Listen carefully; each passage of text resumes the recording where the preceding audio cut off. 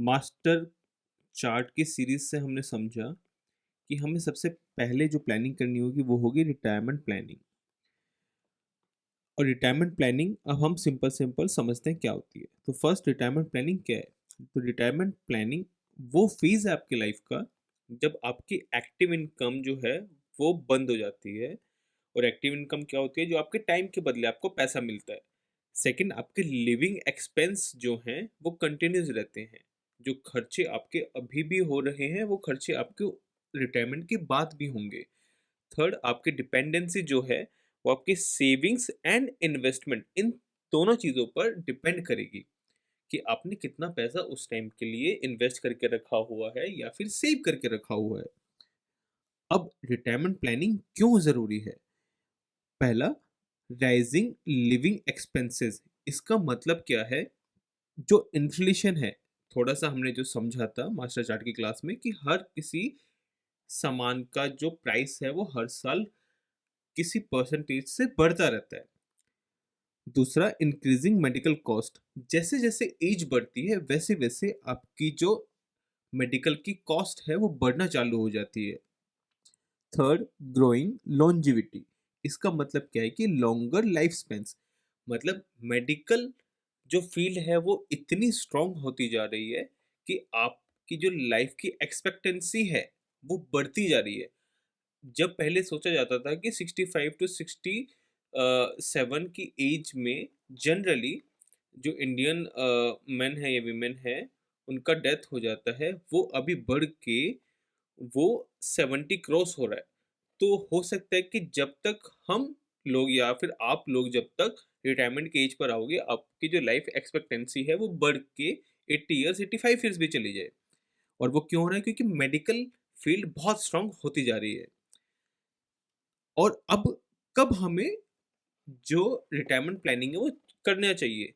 तो early planning, इसका मतलब क्या है कि जितना ज़्यादा जल्दी आप स्टार्ट करोगे उतना आपको जो मंथली इन्वेस्टमेंट है कम करना पड़ेगा। जितना ज़्यादा आप लेट प्लानिंग करोगे उतना आपको ज़्यादा मंथली इन्वेस्टमेंट करना पड़ेगा। मैं खुद अपनी लाइफ के 3 साल बर्बाद करा था रिटायरमेंट प्लानिंग ना करके। अगर वो मैंने इनिशियल फेज में कर दी होती अपनी जॉब के स्टार्टिंग में, तो मेरे को 3 साल का एज और मिल जाता। किस चीज़ का फ़ायदा उठाने के लिए? कंपाउंडिंग, जो हमने समझा कि क्या होती है ना? फिर कैसे करना होता है? तो बहुत सिंपल स्टेप्स हैं। 4 सिंपल स्टेप में हम इसे करते हैं। पहला, डिसाइड रिटायरमेंट एज, जो कि 60 इयर्स भी हो सकती है, जो जनरली हमारी इंडियन सोसाइटी में होती है। हो सकता है आप डिसाइड करें कि नहीं, मुझे 55 की एज में ही रिटायरमेंट करना है। तो वो आपको डिसाइड करना है कि आप कब रिटायर होना चाहते हो। Second, estimate monthly expenses. अब कंफ्यूजन क्या होती है जब बाकी सब वीडियोस वगैरह हम देखते हैं, तो वो कौन से मंथली एक्सपेंसेस हैं जो वो कैलकुलेट करने के लिए बोलते हैं। बट क्योंकि मास्टर चार्ट में हमने सीखा है वो कौन से एक्सपेंसेस होते हैं, एसेंशियल एक्सपेंसेस। क्यों? क्योंकि एसेंशियल एक्सपेंसेस से एंजॉयमेंट के एक्सपेंसेस कैसे करने हैं वो मैं आपको सिखाऊंगा कि उसी खर्चे से आप वो कैसे काम कर सकते हो। सेकेंडली, बाकी के जो आपके मिड टर्म, लॉन्ग टर्म और शॉर्ट टर्म गोल्स हैं वो प्लानिंग हम अलग से कर ही रहे हैं। और मेडिकल के जो एक्सपेंसेस हैं वो भी हम प्लानिंग कर रहे हैं। तो वो सब खर्चे जब मतलब हट जाते हैं लाइफ से, तो हमारे सिर्फ एसेंशियल गोल जो खर्चे हैं, मतलब एक्सपेंसेस हैं, वही हमें कैलकुलेट करने होते हैं। फिर कैलकुलेट रिक्वायर्ड कॉर्पस। हमें एक कॉर्पस कैलकुलेट करना होगा कि कितना पैसा उस टाइम पर हमें चाहिए होगा जब हम रिटायर होने वाले हैं। और फिर उसके लिए इन्वेस्टमेंट चालू कर देनी है। अब ये दो चीज़ें तो बहुत सिंपल है, हमें पता है कैसे करना है। ये चीज़ें हमें सीखनी पड़ेंगी। तो नेक्स्ट हम देखते हैं कि हाउ मच इज़ रिक्वायर्ड, मतलब कितना कॉर्पस चाहिए रहेगा। अब उसमें देखिए क्या लिखा हुआ है कि पहला, एनुअल एक्सपेंसेस। आपको हर साल कितने पैसे चाहिए वो कैसे कैलकुलेट होंगे? 12 इंटू एसेंशियल एक्सपेंसेस। हमें एसेंशियल एक्सपेंसेस पता है अपने कैसे कैलकुलेट करने होते हैं। दूसरा, इन्फ्लेशन क्या कंसिडर करके चलना है? मैं जनरली 6% को लेके चलता हूँ, थोड़ा सा सेफर साइड के लिए, खुद को सेफ रखने के लिए। तीसरा, लाइफ एक्सपेक्टेंसी, जैसे कि यहाँ पे लिखा है कि हमारा वो 90 ईयर्स है, ऐसे ही एज्यूम करा है, मैं खुद भी मान के चलो मेरा 85 टू 90 ईयर्स रहेगा। फिर कैलकुलेशन फॉर्मूला। अब ये जो कैलकुलेशन फॉर्मूला है ना, ये 3 चीज़ें तो है सिंपल सिंपल कैलकुलेट हो जाती हैं। जो कैलकुलेशन फॉर्मूला है वो आपके इमोशन ड्रिवन है। आपको डिसाइड करना होगा कि कैसे किस कैलकुलेशन फॉर्मूला का यूज़ करना है। कैसे-कैसे कर सकते हैं और मैंने खुद के लिए क्या करा है, वो उसके लिए मैं नेक्स्ट वीडियो बना के आपको समझाऊँगा। जहाँ पे हम एलोकेट करेंगे अपने रिटायरमेंट का फंड कैसे हमें क्रिएट करना है, इन्वेस्टमेंट्स कैसे क्रिएट करनी है। फिर हाउ मच टू इन्वेस्ट। अब देखिए इसमें एक चीज़ लिखी है मैंने, कंसिडरिंग पीएफ कंट्रीब्यूशन। तो जनरली क्या होता है जब आप जॉब चालू करते हैं या फिर जो लोग जॉब चालू कर चुके हैं उनको दिखता होगा कि उनका एक पीएफ कंट्रीब्यूशन होता है जो कंपनी करती है और कुछ परसेंटेज वो खुद भी करते हैं कंट्रीब्यूट। दोनों का कंबाइंड कंट्रीब्यूशन उनकी लाइफ के एंड के लिए, रिटायरमेंट के लिए प्लान हो रहा होता है। उसको मैं हटा के बता रहा हूँ कि इसके अलावा हमें कितना इन्वेस्ट करना पड़ेगा अपनी रिटायरमेंट सेव करने के लिए। तो देखिए, अगर अब ये किस चीज़ पे डिपेंड करता है, एज पे। जैसे कि बताया जितना जल्दी स्टार्ट करोगे उतना कम इन्वेस्ट करना पड़ेगा। तो 25 ईयर्स की अगर कम एज है तो 15 से 20% बनता है एसेंशियल एक्सपेंसेस कंसीडर करके। 25 टू 30 की एज है 20 से 25%, 30 से 35 की एज है 25 से 30%।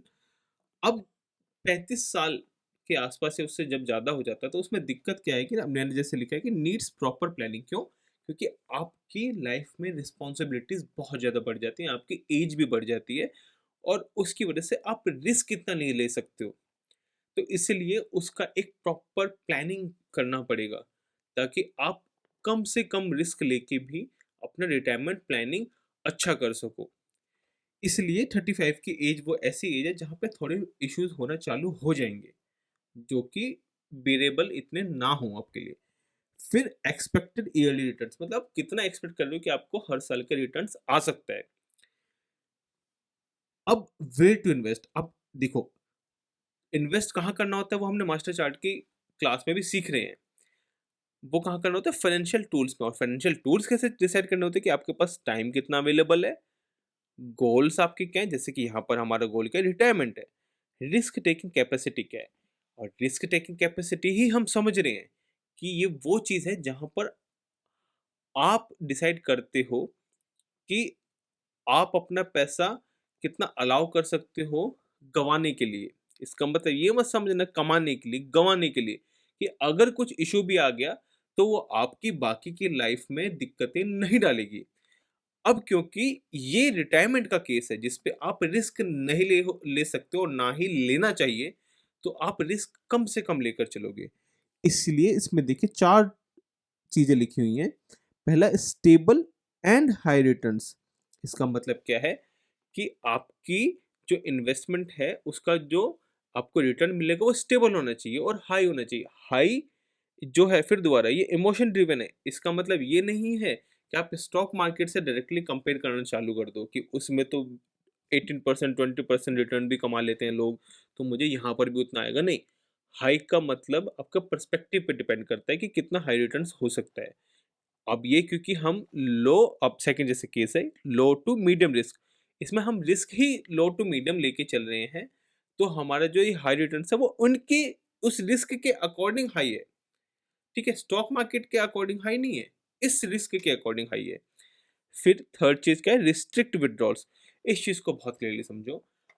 आपका विड्रॉल अगर रिस्ट्रिक्ट नहीं है तो आप हमेशा कोशिश करो कि वो पैसा निकाल सको। जैसे ही वो पैसा आपने निकाला, आप कंपाउंडिंग की जो स्ट्रॉन्ग, मतलब कंपाउंडिंग का जो मज़ा है, जो आपको बाद में फ़ील होता है, वो आप खो दोगे। और जब वो आप इन्वेस्टेड अमाउंट से चला जाएगा, तब आप बोलोगे कि यार मुझे तो पैसे इन्वेस्ट करके कुछ मिला ही नहीं रिटर्न्स। तो रिटायरमेंट का एक भी रुपया छूना नहीं है। बाकी के जो खर्चे हैं वो हम इन्वेस्ट करना सीखेंगे ताकि उनका टेंशन हम अभी से क्लियर कर सकें, जो कि long term goals, mid term goals और शॉर्ट टर्म गोल्स होंगे। सिमिलरली इसमें एक और चीज़ लिखी है, रिड्यूस कॉग्निटिव लोड। हाँ, अब इस चीज़ को थोड़ा समझते हैं। कॉग्निटिव लोड क्या होता है कि आपको कितना एफर्ट डालना पड़ रहा है उस चीज़ का रिज़ल्ट पाने के लिए। अब देखिए, काफ़ी लोग ये बोलेंगे कि मैं उस फाइनेंशियल टूल्स में पैसा क्यों डालूँ जो मेरा पैसा रिस्ट्रिक्ट करेगा, बजाय उस पैसे को मैं ऐसे किसी फाइनेंशियल टूल में डालूँ जहाँ पर मुझे हाई रिटर्न आएँगे। फिर यहाँ पर कंडीशन बस यही है, क्या आपके पास टाइम है उस हाई रिस्क की को हाई रिस्क के अगेंस्ट में हाई रिटर्न्स पाने के लिए उस चीज़ को समझने का? आपके पास टाइम है क्या उस चीज़ को समझ के उस पे पैसा इन्वेस्ट करने का, उस पे इन्वॉल्व होने का। अगर आपके पास है तो आप जाइए। मैं पर्सनली प्रेफ़र करता हूँ कि मेरा पहला ही गोल ये है कि मुझे पैसिव इनकम बिल्ड करनी है, एसेट बिल्ड करना है जिससे कि मैं अपना टाइम वापस ले सकूँ। तो मैं रिटायरमेंट प्लानिंग के लिए ना जो 30 साल तक चलने वाली है या 35 साल तक चलने वाली है, मैं एक्स्ट्रा लोड लेके अपना टाइम नहीं देना चाहता। पहले बार मैंने फिक्स करा, प्रॉपर प्लानिंग करी, इन्वेस्ट करा, फिर मैंने जाने दिया और उस पैसे को छूना नहीं है। वो मेरी लाइफ में पैसा भी नहीं है, उसका काम है सिर्फ़ जब मेरी रिटायरमेंट का टाइम आएगा, तब वो मुझे रिज़ल्ट्स ला कर देगा। बस उतना ही है। अगर आपको लगता है आप स्पेसिफिकली रिटायरमेंट के लिए भी ये सब प्लानिंग करना चाहते हो कि एक बार में ही करोड़पति बनना है या बहुत सारा पैसा चाहिए, तो आप जाइए, मैं रोकना नहीं चाहता। बट इस चीज़ को कंसिडर करके चलिए कि हो सकता है आपको लाइफ में वैसी चीज़ें ना मिले, क्योंकि अगर आप कुछ पाने के लिए जा रहे हो तो ज़रूरी नहीं है आपको वो मिलेगा, आप खोगे भी। तो वो आप कंसिडर करके ही आगे बढ़िएगा। मैं अपनी लाइफ़ थोड़ी सिंपल रखना चाहता हूँ, तो मैंने कॉग्निटिव लोड कम करके रखा हुआ है। मेरा इन्वेस्टमेंट्स अभी अच्छे से चल रहा है रिटायरमेंट का, मैं ना उसे देखता हूँ, वो बस जाता रहता है। अब इसमें ना हमने चीज़ें समझ ली, अब कहाँ इन्वेस्ट करना है मैंने वो टूल्स एग्ज़ैक्टली नहीं बताए इसमें। दूसरा, कितना इन्वेस्ट करना है वो एग्ज़ैक्ट नंबर नहीं बताया। तीसरा, रिक्वायर्ड कितना होगा ये नहीं बताया। अब ये इसलिए नहीं बताया क्योंकि ये स्पेसिफिक है और ये डिपेंड करेगा आपकी सैलरी कितनी आती है, आपकी अभी करंट एज क्या है और कंडीशंस क्या है। तो जैसे कि मैं एग्ज़ाम्पल लेके चलूँगा किसका, जो हमने मास्टर चार्ट में लेके चले कि 1 लाख एक इंसान का हमने कंसिडर करा और बाकी की कंडीशन डाली है। उसके हिसाब से हम नेक्स्ट वीडियो में एलोकेट करेंगे कि हमें कहाँ-कहाँ पैसा डालना है, हमारे पास क्या-क्या ऑप्शंस हैं रिटायरमेंट प्लानिंग के लिए।